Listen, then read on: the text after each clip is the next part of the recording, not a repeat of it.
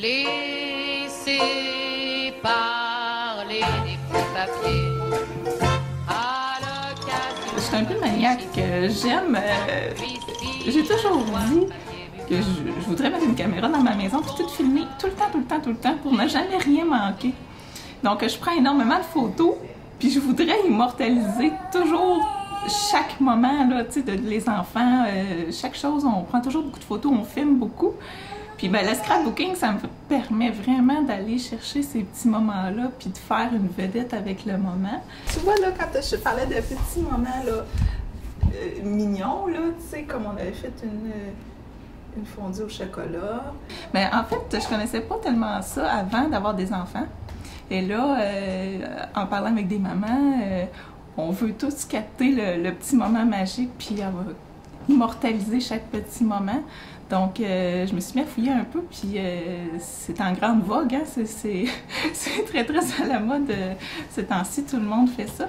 Fait que c'est assez facile de trouver plein de trucs aussi. J'aime tout ce qui est agencement de couleurs, décoration d'intérieur, j'aime ça. Donc, ça venait chercher ça. Puis c'était du bricolage, hein? Puis moi, j'aime ça, découper. On fait des lettres avec toutes sortes de formes.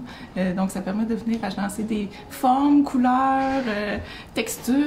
Je pars toujours de ma photo, puis là, je regarde quelle couleur est la plus dominante ou quelle couleur je veux prédominer. Donc, je vais toujours chercher le même rouge. Et là, je suis allée chercher la couleur de ma palette de cire, là, puisque c'est ce moment-là que je voulais. Donc, moi, ce que j'avais l'intention de faire, c'est que je vais découper ici pour faire le fond, pour aller chercher vraiment la palette, et ensuite on va venir coller ici. Mais là, en fait, je ne peux plus passer dans un magasin sans acheter des trucs de scrapbooking. Il y en a à l'infini, et là, à chaque fois, je me promène dans les allées et je me dis « Ah, ça, je pourrais faire ça avec telle photo que j'ai pu prendre cet été. » Et là, maintenant, j'ai été obligée de faire l'inverse. Là, je parle de mes photos, puis là, je me dis « Ok, parce que là, ça va, tu sais, j'accumule les choses, là. » Là, je me suis dit « Ben, je vais prendre quelques moments, puis là, ok, je vais partir avec ça en tête pour aller acheter ce que ça prend pour faire la page. Tu sais, c'est une période où, ben, je réfléchis, tu sais,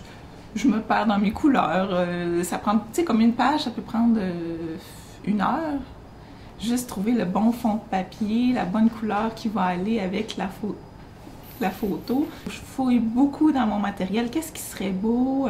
Faire les lettres, les découper, donc c'est long. Mais ça me permet de décrocher en même temps. J'en ai fait pour chaque enfant, finalement.